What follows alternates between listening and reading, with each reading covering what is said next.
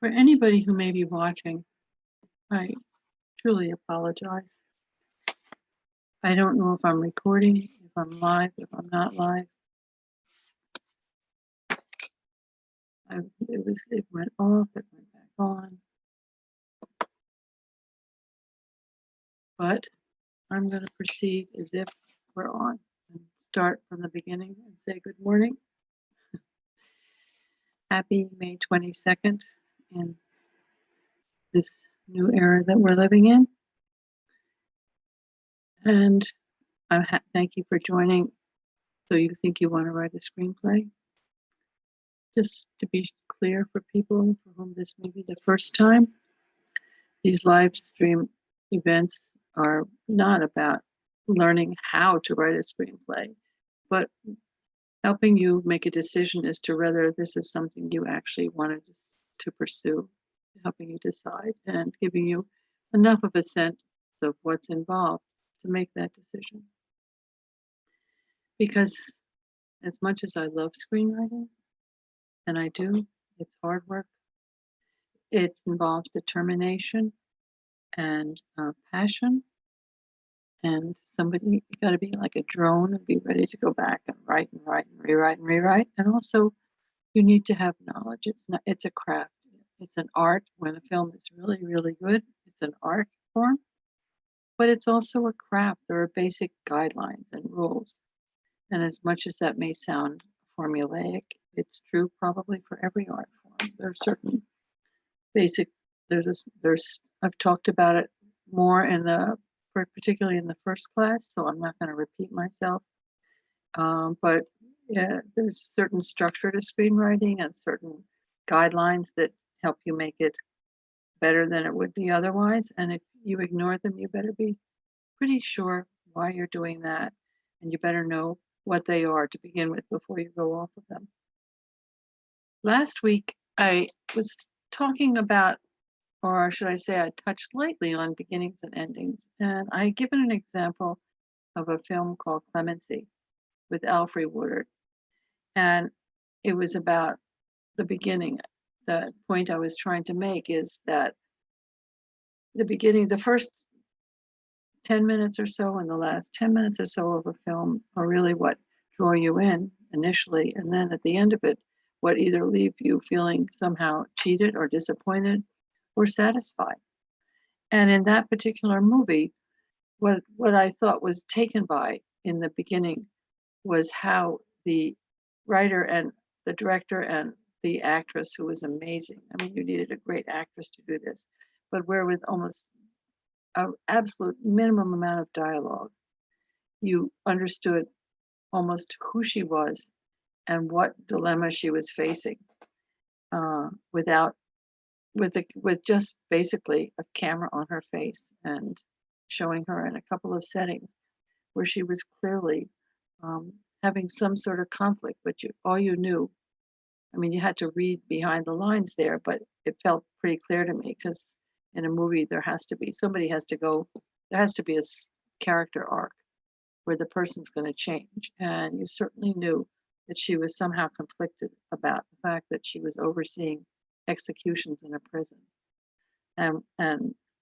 had become very hardened by it and was not a particularly happy camper. At the time I talked about that in terms of a beginning, I hadn't seen the movie through to the end. I tend to watch movies as I exercise, so I see them in sequences. And when I saw the end of the movie, I felt like I had to bring that up as well, because what struck me again was how, without anything being said, the camera just stayed on her face after an execution. And it seemed, I didn't time it, but it seemed like an unusually long amount of time for a film. And it just took you inside her. I thought it was gripping in that sense. And then you see her walking down a long corridor. And again, no dialogue. And it was actually literally putting you in her shoes. And it was very effective. In any event, I want to move on from that. I just felt like I'd like to bring it up since it was what we talked about last week. But I want to talk today more about how you choose the story you're going to tell.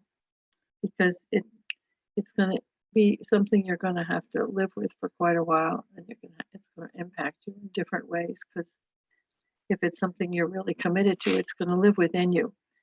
And you want to be pretty clear that this is something you really want to you want to live with this story for a while. I mean, for example, if it's a really intense drama, this may not be the story to be choosing at this particular moment in time. You know, you might be a student, although I think there's an age limit on these streams, but some people are trying to decide what they want to do, what they want to study and pursue, and it could be anybody at any age actually who's trying to figure out career goals. And maybe you just have a passion for the arts and for film and feel like this is made for you and you're drawn to it. And that's great. You've already made that decision.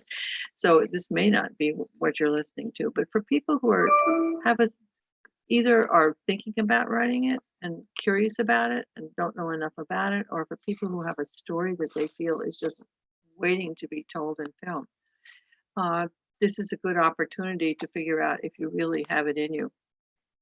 If you don't have a background in film, if you're really up to what it takes to write a screenplay, because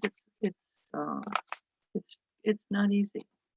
Whatever the case, I'd like to suggest, especially for first timers, that the subject you choose to write about is something that you're familiar with, something you know. It's not something totally foreign to you.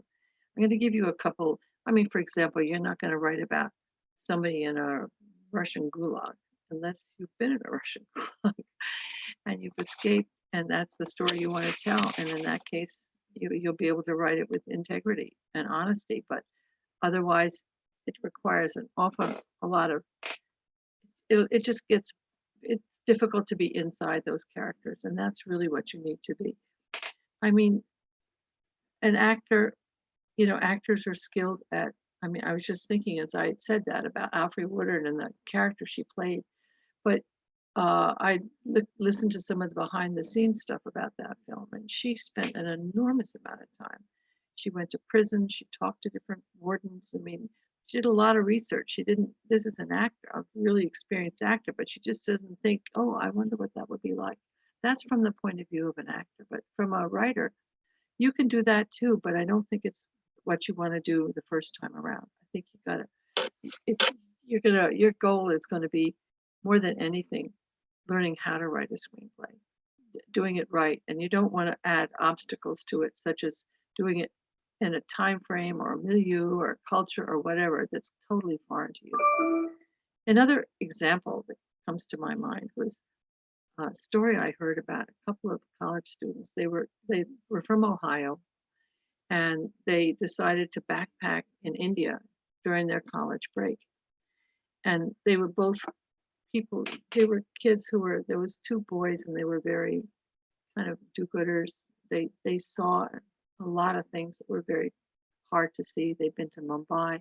They've been into the slums there, where they saw people and children swimming in water in which other people defecated, and there were bodies and people were drinking it. I mean, it was a very, very difficult things to see and to realize how harsh the lives were of so many people.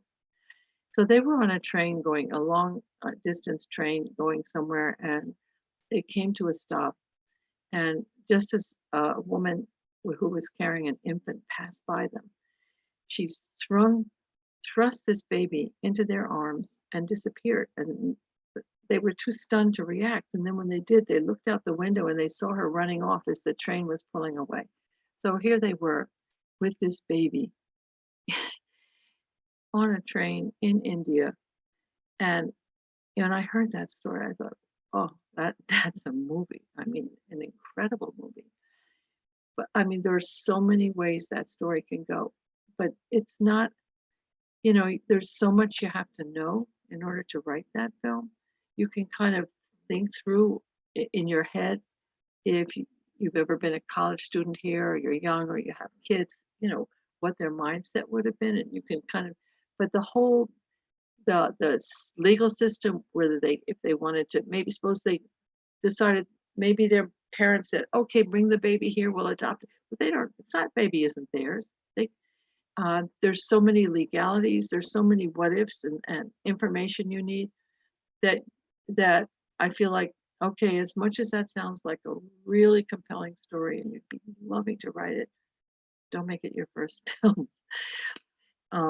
In any event, when I say write what you know, I'm not suggesting that it has to be autobiographical, but it has to be emotionally true. That's kind of the, it has to have that authenticity, where the people that you're going to go inside their mindsets and you're going to live with them for an hour and a half, they have to seem real. It can't seem really contrived and like the way they react just doesn't make any sense. So the more you know your subject, the easier it's going to be. It can be people you know. It could be it can be somewhat autobiographical, but that's kind of your starting point, and then you go off from there. I mean, it may be maybe you're writing about a family, and there's a lot of things about your mother or your sister or somebody you know who feels kind of are similar to that character. I mean, you can steal from characteristics of anybody because that's how you're going to make it real. It has somehow, I mean, think about it. Everything has to be somehow within your frame of reference in your brain in order to write about it. But let's say you're writing about your kid's sister or your own kid, and it's an 8-year-old boy with redhead who's a big athlete. Well, you can take qualities of that child and make it a 10-year-old girl with blonde, with pigtails, who likes to dance, but they may recognize elements of themselves, but it's going to be a composite. Because when you think about it, all life is material. And as you're starting to think about the story you want to write, you want to be thinking about who's going to be, it's not just about a plot. I just gave you a plot of 2 boys on a train in India have a baby thrust into their arms. That's a plot. The people, those kids and the baby and whoever else they're going to be interacting with, who's going to be important to the story. Who are these people? How are you going to draw them in and make them feel real and authentic and people that you know? One of the ways that I think is going to be helpful to you as you start to think about your story is when you're thinking about the characters who are going to be inhabiting it. Think about, what's their milieu, where do they live, what do they do, what kind of work do they do, what kind of family background do they have, what do they wear, do they have money, do they not have money, do they have family, do they have a lot of friends, are they very introspective, are they out extroverted, who do they party with, do they party, do they drink, do they not drink? Just try to get a really 3-dimensional picture even before you start to write anything. Try to really, in your head, let that character invade you. I know for myself, one of the things I do is when I try to, people live within me long before I put anything down on my computer or paper or wherever. They just live in my head. In the old days when I used to drive before COVID sheltered me, I'd be going to the city and I'd spend the whole ride often. I mean, I wouldn't even know how I got there. I'd just be putting myself into the head of the person and into the situations of the person. At night when I'm lying down trying to go to sleep, I'm thinking about those people. You just want to keep thinking more and more about them so that by the time you actually sit down to start to write things, you have a kind of they're really somewhat, they have kind of invaded your psyche. You also want to know, how do they talk? What do they say? Screen dialogue is one of the, it's an art and a craft because it's not like real life dialogue. It's much more, a scene, typically a scene is 2 or 3 pages. And each scene is kind of the essence of what needs to be conveyed in that scene. And so you're not going to be just rambling on and on like I'm doing now.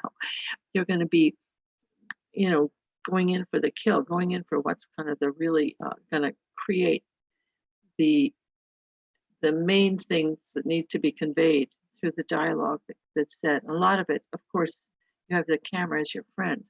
A lot's going to be done by uh, just by seeing them and seeing expressions on people's faces. But the dialogue is important, and really well written dialogue is you don't often see it in movies. I just watched a film called American Woman, which is it has a lot of, I think it's just got too many plot twists and turns. So I wouldn't recommend it in terms of studying how to write a good plot, but the dialogue was really good. I thought it was very, very real and authentic. Sienna Miller is in it, and she's very good, and it just felt every scene felt really, really authentic and real in terms of the characters that had been set up. I mean, even the mother who has who's played by Amy Madigan, who has a very small role on screen, but just the choice of things that get said to her and that she says just capture this woman. So I would suggest that you look at movies and kind of try to decide in a movie that you feel has really that really creates the characters well and has good dialogue. Try to study that movie. Take a particular movie that you feel is good that way and study it. See how it is that the writer has created what needs to be said in a particular scene. Another way you can learn dialogue is just listening. I'm not gonna. It's gonna sound like I'm gonna suggest that you snoop and eavesdrop, and perhaps I am because I'm saying that keep an ear out for dialogue. I mean, when you're, for example, you can be, again, in the old days, you can be in a restaurant and you can be hearing people talk. Suppose there's a marital fight going on in the booth behind you, and these people are, the things they're saying is like just their whole life story with about 4 of the things they've said. I mean, just it's so rich with what it's telling you, and even write it down. I mean, again, I'm sounding terrible, but think about it. Everything's material. You hear things. You're in line in a supermarket, and 6 feet away you can hear people saying something that, again, just a line. The mother says something to her kid, that just tells you their whole life practically. So think about how you can really become aware and listening and doing everything you can to make very rich characters who seem very real. Every person, of course, and this sounds really obvious, but it's not as easy as it seems, is everybody has to have their own distinct voice. So all of your characters have to have a way they can have expressions they use. It can be facial, it could be done through camera things too. But the voice I'm talking about is that you don't want to write the kind of dialogue as if it's all coming from you and it's the way you talk. You want to create a voice for each character that's going to be different and it's going to suit them, so that they're all differentiated. It's like, and when I had mentioned before, said something about how you're going to be going through many drafts and revisions, which is what you will be doing if you keep doing this. You'll find that it's like peeling the onion. With each draft, your characters will get richer and richer because you'll maybe get feedback from other people who read it, or you'll begin to notice, wait a minute, I need to add this, and where do I add it, and how do I add it that's the right place for it? Anyway, your characters, they need to have flaws. Perfect people are not very interesting, and neither are passive characters. Whenever you have a character who's really passive, you have to have a main character who's really passive, even if the idea is that person's going to somehow come to life over the course of it, is it's going to make it a challenge on screen because passivity just isn't that interesting. So it could be certainly a sub character, something that has some relation to the main character that's going to be kind of an impetus for that person to change in some way. But just think about who these characters are going to be, what their flaws are going to be, One of the interesting things is to think about whether or not you want an unsympathetic character as your main character. And, if you choose to write a film about, well, I won't pick the most unsympathetic character who comes to my mind right now, but I'll say the second most unsympathetic character is like Hitler. Do you want to write about Hitler and kind of help people understand? I mean, he was rejected from art school and that kind of put him on a whole different path. Do we want to know that? Do we want to kind of feel badly do you want to make Hitler sympathetic? I don't think so. But you can do it through satire. There's a terrific film called I think it's called The Death of Stalin. I mean, it's a title that makes you think it's not going to be a comedy, but it's a very dark comedy, and it's got fantastic actors in it, and it's very, very funny. But it's taking on all those people in such an amazing way, and I don't think they're making fun of them. They're all buffoons, and so it really works. But then you take something like this, I don't know if you've seen the television series The Americans with Matthew Reese and, oh my God, I'm forgetting her name, Carrie Russell, and they play spies. There are many episodes, there's many seasons of it, and I watched it all, and it's really fascinating in a way because they've got their characters. First of all, the actors were falling in love while they were making it, and there's amazing stream chemistry with this very attractive couple, and they play a couple who are posing as Americans, and they've got kids. One's a teenager, one's a younger boy, and they're a family. They're in a suburb somewhere. Kids go to school, the parents go to PTA meetings. It's like mom and pop stuff, apple pie. And then they're spies. They go out, they kill people, they assassinate, they have affairs, just they sleep with people just to get information. I mean, it's almost confusing as to, do we like these people, do we not like them? I was fascinated. I kept wondering, how are they going to end this series? What's going to be the moral to the story? I mean, it's a I mean, of course you can look at it too and see that their lives are really challenged, because even though they feel like they're in love, they have to do things that they betray each other all the time. But I think choosing an unsympathetic character is really a hard choice to make, because it's very, very hard, and not everybody really is going to be interested in people who are like that, who are that bad.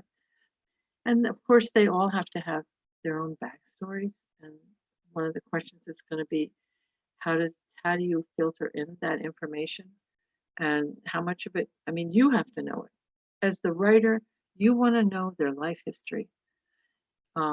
Let's say, for example, there's a scene where there's a slight noise that goes off with a group of people. Let's say it's 5 people in a room, and there's a noise that goes off, and most people just kind of look like this and come back to whatever they're doing. And another person jumps up and becomes really agitated, covers their ears, and is clearly upset by it. Now you know that there's a backstory there. You may or may not need to know what it is, but it's if it's an important character, you're probably going to have to know, and how you're going to have to fill that in. If there's abuse, if there's anything like that, everybody has their history. So what if that history belongs in your story? These are all the things you're going to be fleshing out as you think about writing your story. And I'm going to give you a prompt in a minute, but I wanted to say one other thing, which is about choosing the story that you choose to write. I've been talking a lot about the characters right now, but choosing the story. And I think right now, as much as I hate to talk about COVID because we're all living it, but it's creating a challenge in terms of writing of any kind, because it's almost like, since we have no idea what lies ahead, what's going to be the effect of this life we're living right now, and how we're going to be impacted, and what the new normal is going to be. It's like we almost have to write about, it's almost like historical. Like if you're writing something that's 2019 and it's about kids going to school and whatever, it almost feels like it's going to be historical at this point. So when you're choosing something that's going to be taking place now or in the future, we're talking about a now that we don't know what it's going to be. So it's interesting. Like, for example, I'm working on a web series, and I was writing my main characters were actors, and one of them is about to go out on tour, and the other one is having trouble, is auditioning for plays and stuff. And it's I'm thinking, I don't know if that's a good choice because it's not going to be relatable later on, and everything can't be just about this moment. So, in any event, that's another thing. It's just added a dimension to writing a movie, and that uh, we just don't know what lies ahead. So it's kind of almost puts it us kind of in a pause mode until we know what we're going to be writing. But I'm sounding a little bit negative about it because I'm having my own question about what I'm working on. But I don't think you should think of it that way, because right now what you're trying to do is decide if you do want to write one, and whatever you write, it's going to be more than anything. And I hate to say this, but mainly it's going to be to learn how to write a screenplay. And if you get there and if you complete a draft, then you'll keep working it and you'll make changes, and maybe it'll be great. But it's not that easy, because more than anything, until you've learned the craft, uh, you really need to start somewhere with a practice. It's almost like you should throw away the story you always thought you want to write and come up with another one, so that that becomes your learning experience. Anyway, based on what we've been talking about, I'd like to give you a prompt for a 5-minute writing prompt. And I, and the people who may have listened to this chat before have I've given already a prompt for a story for them to be creating over the course of the weeks we're doing this, just as an exercise. And it's about a person who has a flat tire on a highway. That's as much information as I've given. And then the story can go wherever each person wants it to go.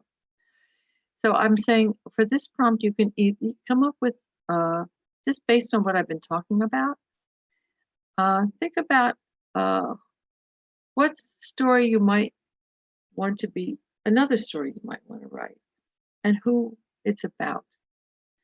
And if you already have something in mind, think a little bit about what are the challenges the person's going to face plot wise, and what are the ways in which you're going to begin to introduce the audience to your character.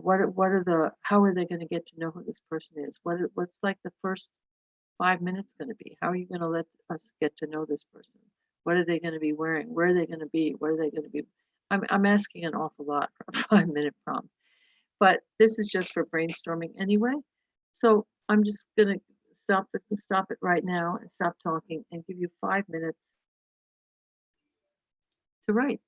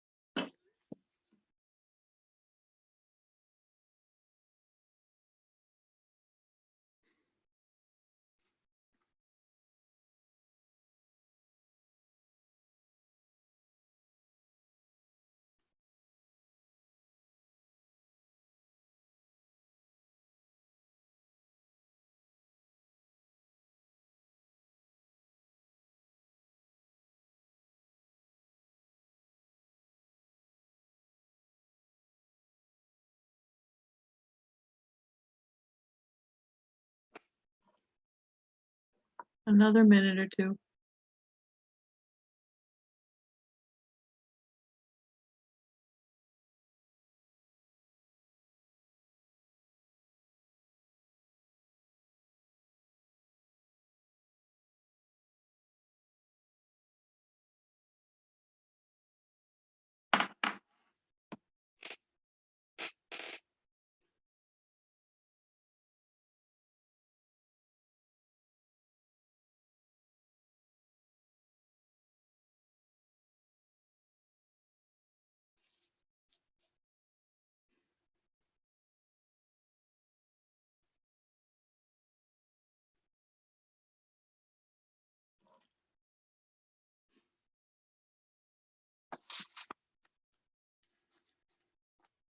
Okay.